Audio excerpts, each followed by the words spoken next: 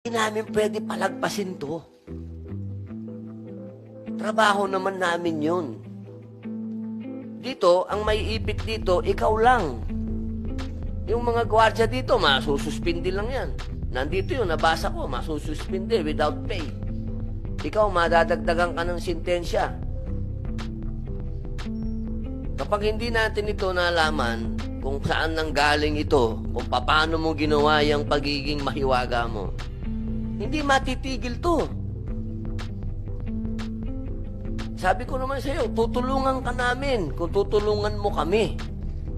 Total, tinulungan mo na kami lahat ngayon. Tulungan mo na kaming dire-diretso. Gusto mo ba tinulungan mo kami, ikaw lang maipit dito?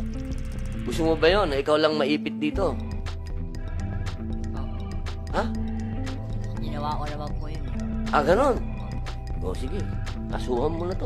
Wala na ako may tatanong dito. Lahat na ng panglalambing, ginawa ko na eh.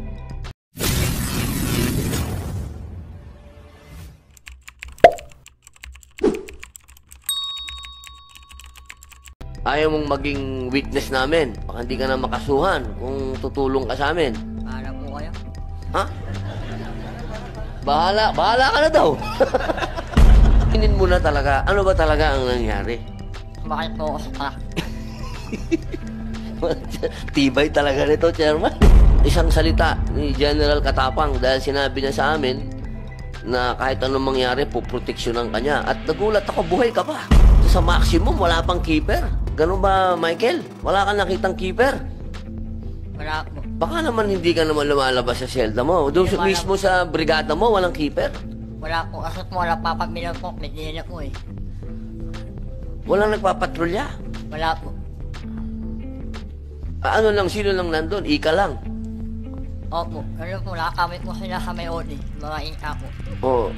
Layo mo ng opisina eh. Ibig sabihin sa brigada, wala? Wala po. Ganun. Medyo may problema nga yun, Chairman. May problema tayo sa usapin na yun. Pero hindi na natin pagtatalunan pa yan. Ang kailangan na lang po siguro, sir, ayusin po natin. Kasi hahaba tayo ng hahaba. Ang gusto lang namin malaman talaga ni Chairman kung ano yung katotohanan. Kung saan ka talaga dumaan. Ngayon, ang nangyari naman ngayon na maganda dito, narinig natin si Inspector Purification. Siguro, sir, sa ngayon, maglagay ka ng siga doon na Commander of the Guard. Mr. Chair, Your Honor, gagawin po namin. Opo, yun po ang sikreto dyan eh. Tsaka ma'am, kay ma'am, ako naman tagahanga nyo naman ako, Ma'am Angelina Bautista. Pero sana, sa susunod, meron talaga tayong command responsibility. Mahirap yung sinasabi natin na, hindi ko na trabaho yan. Mahirap yun. Dapat pagka tayo po ang opisyal, talagang meron tayo talagang sagot natin yan. At ako po umahanga dito kay Ma'am Purification, talagang inamin nyo. Hindi po kayo dyan na nagdunong-dunungan, hindi kayo nagtakip-takip pa.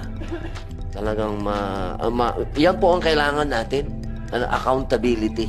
Inaamin na kagad. Kaya nakakawala po ng init ng ulo yun eh. Kasi minsan dito po sa hearing namin, yan na madalas makainit ng ulo. Yung palpak na, nagmamagaling pa.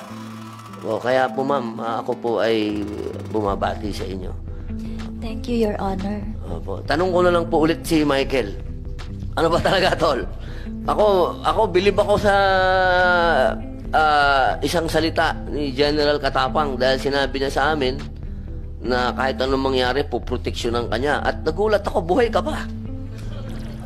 Talagang maraming salamat, sir. At mayroon kayong isang salita. Kasi yung ginawa mo sa panahon namin, totoo yung sinabi mo. Pag ganyan ang ginawa mo, pinirwisyo mo yung buong populasyon. Medyo madidisgrasya ka, Michael. Sana, tanawin mo yan na utang na loob mo sa bureau.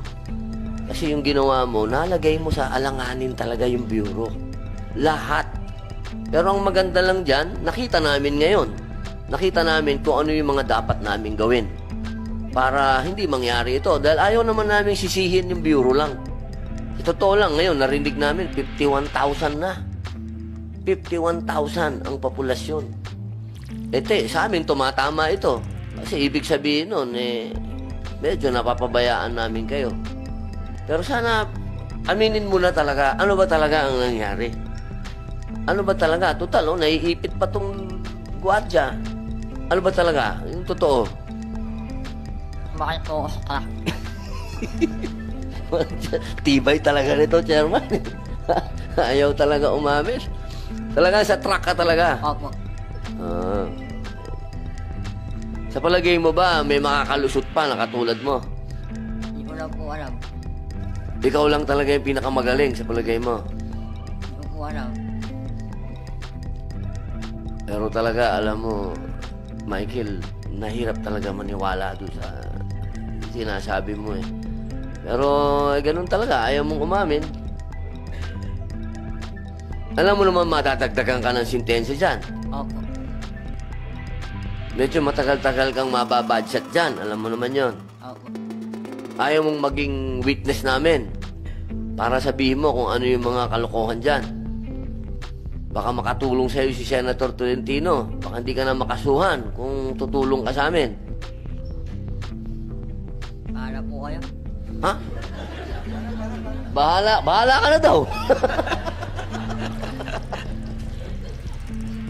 Si Senator Padilla nagtatanong eh. Sa'yo lang nakatingin, Senator Padilla. Sabi ko kasi, baka matulungan mo siya. Kasi, alam mo, natulungan mo na kami. Ito yung positibong banda. Natulungan mo kami lahat. Natulungan mo ang mambabatas.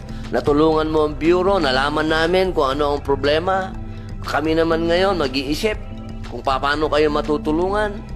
Ito, binabasa ko nga, gumawa ako ng bill patungkol sa regionalization ng Bilibid. Kasi ayoko naman na malayo yung mga bilanggo sa mga pamilya nila. Kung po pwede, ilapit na lang sila kung nasan sila. Kung taga-Bisaya sila, doon na lang sila makukulong sa Bisaya. Kung taga-Mindanao, taga-Mindanao. Pero hindi.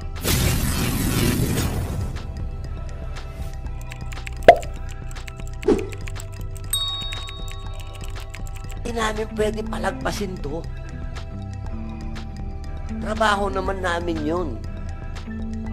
Dito, ang maiipit dito, ikaw lang. Yung mga gwardiya dito, masususpindi lang yan. Nandito yun, nabasa ko, masususpindi without pay.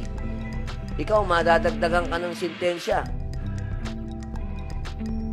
Kapag hindi natin ito nalaman kung saan nanggaling ito, kung paano mo ginawa yung pagiging mahiwaga mo, hindi matitigil to. Sabi ko naman sa'yo, tutulungan ka namin kung tutulungan mo kami. Total, tinulungan mo na kami lahat ngayon. Tulungan mo na kaming dire-diretso. Gusto mo ba tinulungan mo kami, ikaw lang maipit dito? Gusto mo ba yon? Ikaw lang maipit dito? Ha? Ginawa ko naman po yun eh. Ganon. O sige, kasuhan mo na to.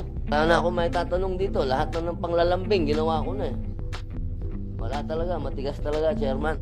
So hanggang dito lang tayo mga tol. Maraming salamat sa panonood at patuloy na suporta. God bless you sa inyo lahat at hanggang sa muli.